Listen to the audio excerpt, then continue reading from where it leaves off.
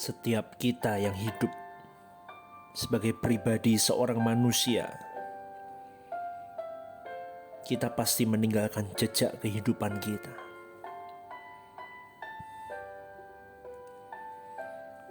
Akan ada yang kita wariskan kepada generasi penerus kita. Semua yang kita lakukan dan yang terjadi dalam kehidupan setiap kita akan memiliki catatan abadi, saudaraku. Oleh sebab itu, seseorang harus menghayati realitas kekekalan jiwa manusia.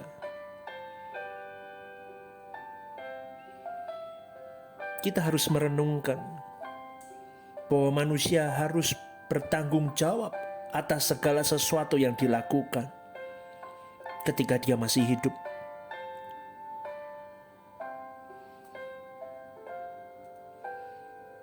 Kita harus berhati-hati, saudaraku, dalam hidup ini.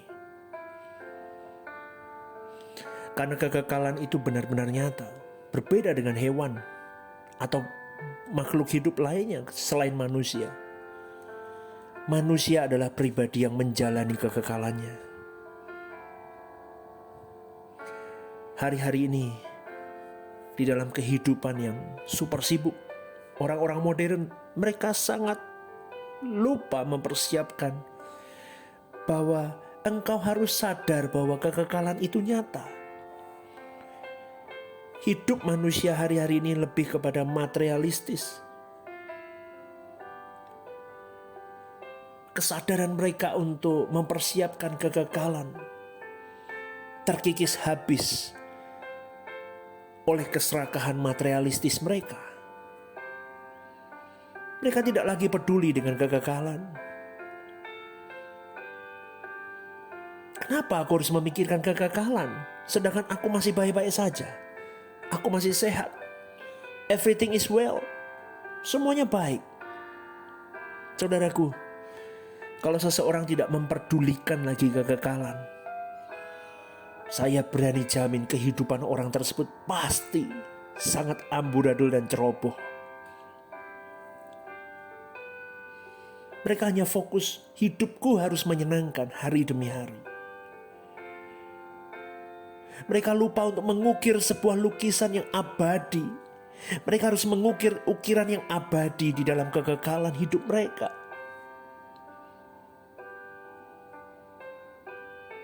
Apa yang kau lakukan dan saya lakukan, saudaraku, di muka bumi ini selama kita masih hidup? Kita ukir di kekekalan abadi. Apapun yang kita lakukan, kita sedang menggores ukiran di keabadian.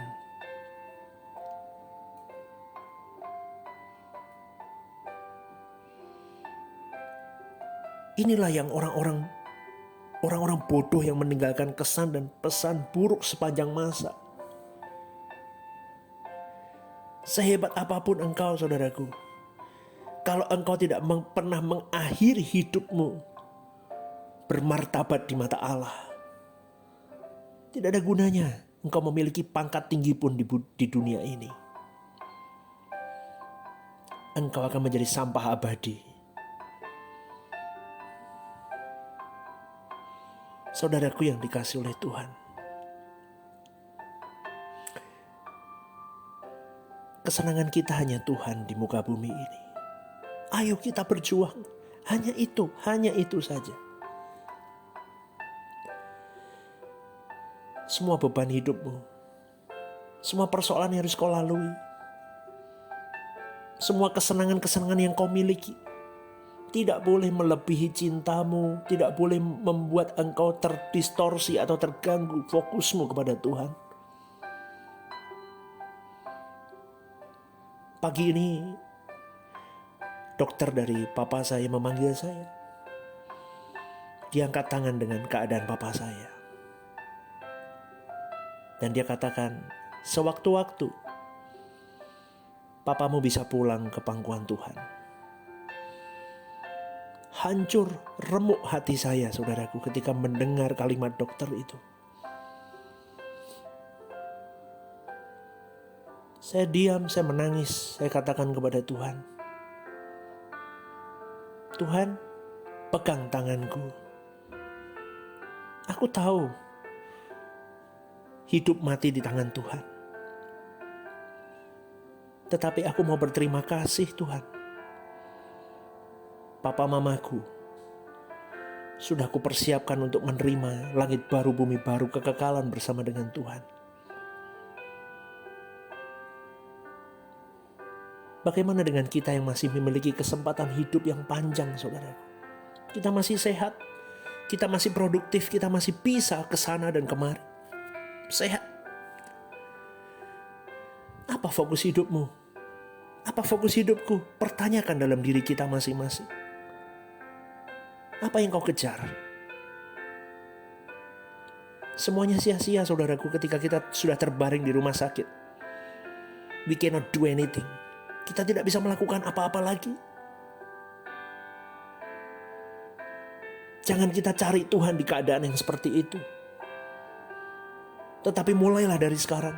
Aku butuh Engkau Tuhan. Hanya Engkau Yesus. Hanya Engkau satu-satunya. Yes, Engkau satu-satunya yang aku pegang.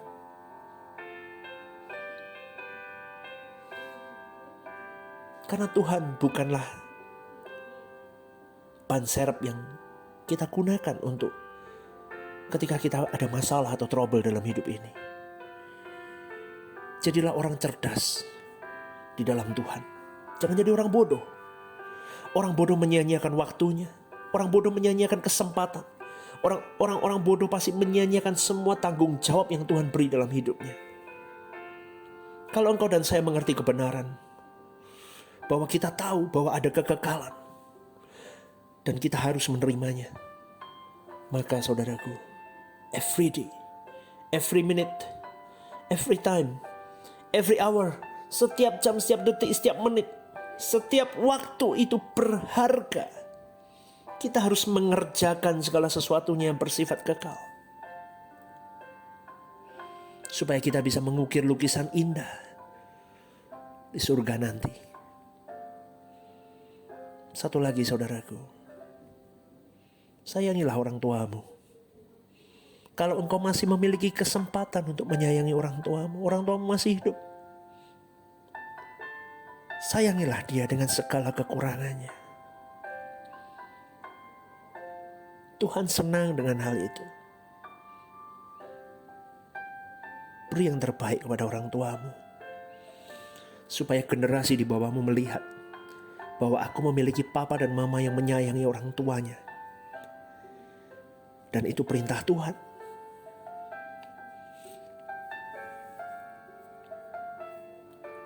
Dan aku mau mengikuti itu. Aku mau menjadi pribadi yang melakukan kebenaran di dalam keporak-porandahan hidupku.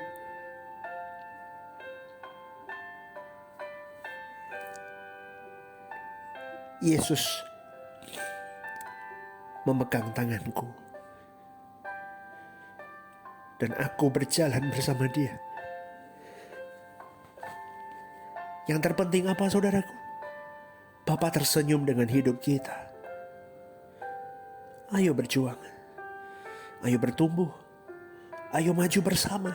Tertatih engkau menangis sekalipun, berat seberat apapun, tanggung jawab adalah tanggung jawab yang sudah Tuhan mandatkan dalam hidupmu. Kerahkan yang terbaik, semua potensi hidupmu. Untuk apa? Untuk engkau melukis ukiran indah di kekekalan nanti.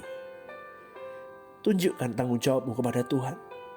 Terima kasih Tuhan, aku sudah kau beri banyak hal dalam hidupku. Aku mau bertanggung jawab dalam hidupku. Ketika aku pulang nanti ke surga kelak, engkau bisa melihat, ini aku anakmu yang kukasih, yang kau kasihi. Aku bertanggung jawab dengan hidupku. Tidak hanya itu, aku berdampak untuk sekitarku. Aku berdampak untuk orang-orang yang aku kenal. Mereka melihat Yesus dalam hidupku. Berjuanglah saudaraku. Tetaplah semangat. Doa saya, Tuhan beri kekuatan kepadamu dan kepadaku. Sampai akhirnya nanti kita berjumpa bersama di langit baru dan bumi baru. Kita berjuang bersama sampai akhir hidup kita. Sola Gracia. Tuhan Yesus memberkati. Haleluya.